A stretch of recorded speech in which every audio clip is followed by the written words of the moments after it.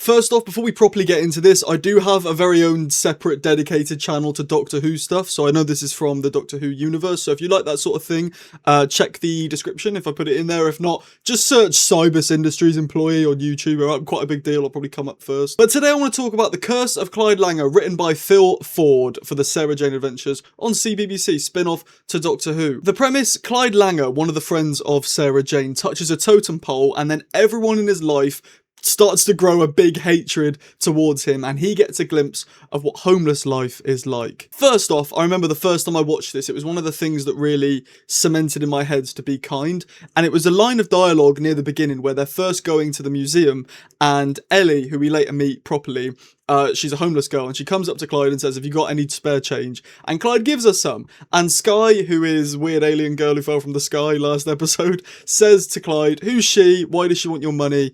And Clyde says she's a scrounger. She's after anything she can get. And Sky's like, "Why did you give her any money then?" And Clyde says, "Because it probably wasn't her fault."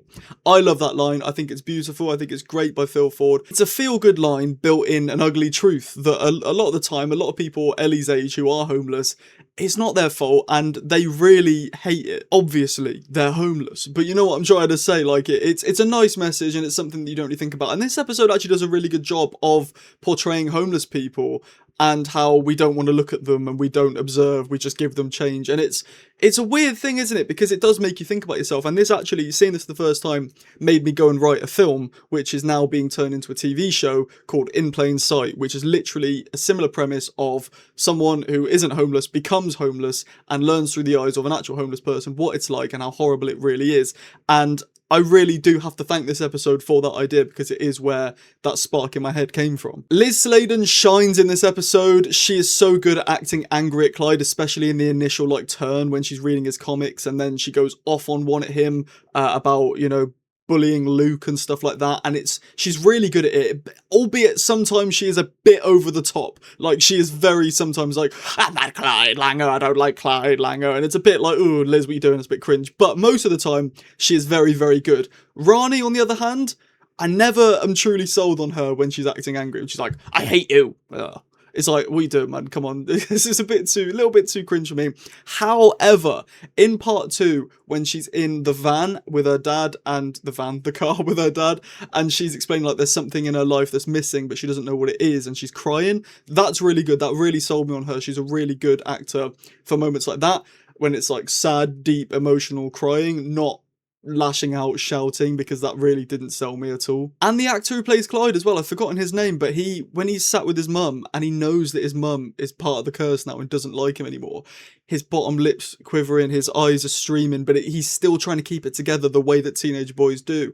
And it's so heartbreaking when he is just speaking to his mum, and you can tell she's affected by the curse. She doesn't want him around. She's literally called the police to come and get him, and he realizes he's now literally on his own. He doesn't even have his own mum, and you can see that all in his eyes and his facial expressions. He doesn't need to say, "I'm on my own, I got no mum." He's literally, you can just see the pure breaking down of Clyde's character, and how he feels like he is just shattered to pieces in that moment, and it's really well done, so big props to the guy who plays Clyde. And the great thing about this episode is that we can all put ourselves in Clyde's shoes. We know what it's like imagine our mums turning against us. We can imagine that through this, and it's such a horrible thing to see. Carla is a mum, is Clyde's mum, and she's always portrayed so nicely in Sarah Jane Adventures, so to see her like this, it can make us think, oh my god, that's how our mums can change. And it's a really scary thought, to be fair, because like, imagine this happened, what would you do? The everyday folk like us don't deal with aliens, we don't know what it's like. Then we get to part 2, and we meet Ellie properly. Ellie captures Clyde from the rain,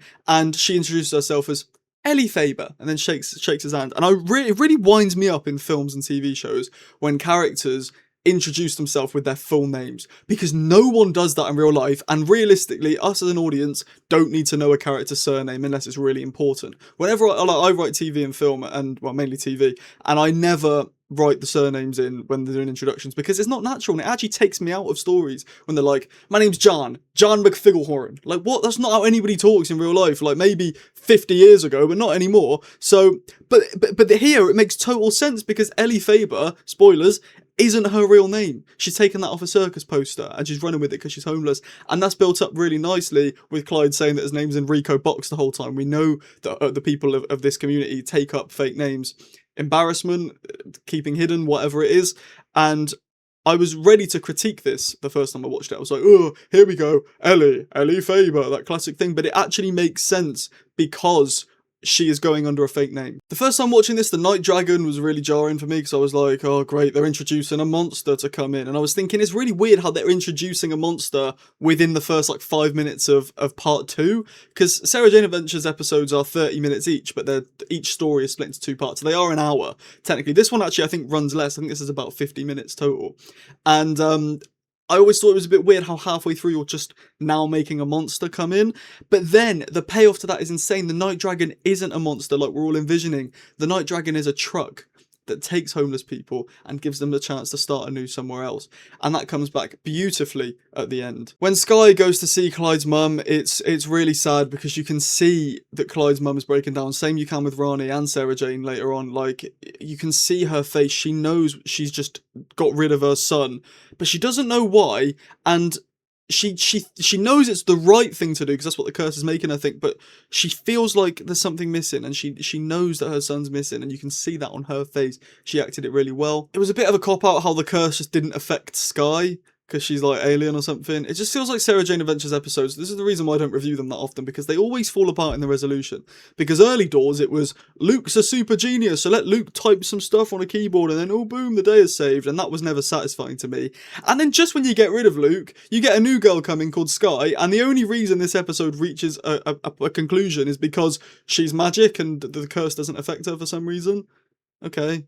Like, I don't know. I mean, for a kid's show it works, but for me it's just unsatisfying. Like, give us a reason why it doesn't affect her. Sarah Jane later says, like, it's because she fought so hard. But shut up, man. I love Clyde and Ellie. I love them. I'm a sucker for romance. I've always loved romance stories and rom-coms and stuff like that. And I really, really love this. And I love when Clyde, to keep them both warm, burns his comics that he spent ages drawing. It's so heartbreaking. And it's so beautifully done, and I love them together, I ship them together, and I'm fuming that they aren't together. Those who have seen this channel before, or my other channel, you know how much I love when a show makes you go, oh, if only this happened. Like, for example, Ellie goes off to get her and Clyde a coffee, and she walks off, and then that's when the Sarah Jane gang come over and are like, Clyde, quick, come with us, and he's got no time to say goodbye to her. It's such a thing of like, if only they came 30 seconds earlier, or if only they were talking, Ellie and Clyde were talking about something else that didn't lead to her wanting to go and get a coffee.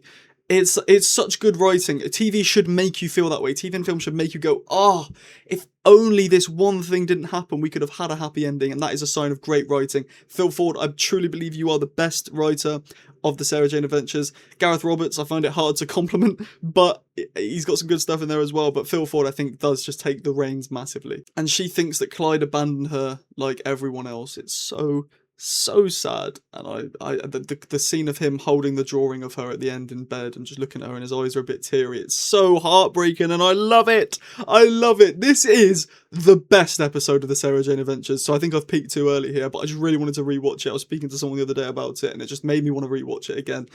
This is very good. The pacing's very snappy, and it does what it can with a 30-minute format. I feel like we should have had more time to sit with the curse. Because the pacing's so snappy, because it has to be, I feel like we didn't spend enough time with the curse. We didn't spend enough time with Clyde being cursed, if that makes sense, because plot point, and that's not their fault. That's the runtime they've been given, that's the structure of the show, but it did make it feel a bit too quick. When you binge them back to back, like before when I first watched it, I watched it on TV, so I had to wait a day or two to see the resolution. So I'd sat with the curse for a few days in my own life. But when you're binging it and you just watch both episodes back to back, it does feel really quick for what's meant to be the end of Clyde's life and a completely switch of his life. So that's the one critique I have. It's very good, it's very solid. If you haven't seen it since you were a kid, rewatch it, it's awesome. I'm going to give The Curse of Clyde Langer, in my trusty book, a 5 out of 5 stars. Let me know in the comments what you think about The Curse of Clyde Langer. If you're new around here, drop a like. If you enjoyed, drop a dislike. If you didn't enjoy, that's absolutely fine. Subscribe if you're new. I post here a couple of times a week talking about film and TV and all that toss. And yeah, thank you for watching. I've been Sam. I'll see you later, and ta-ra.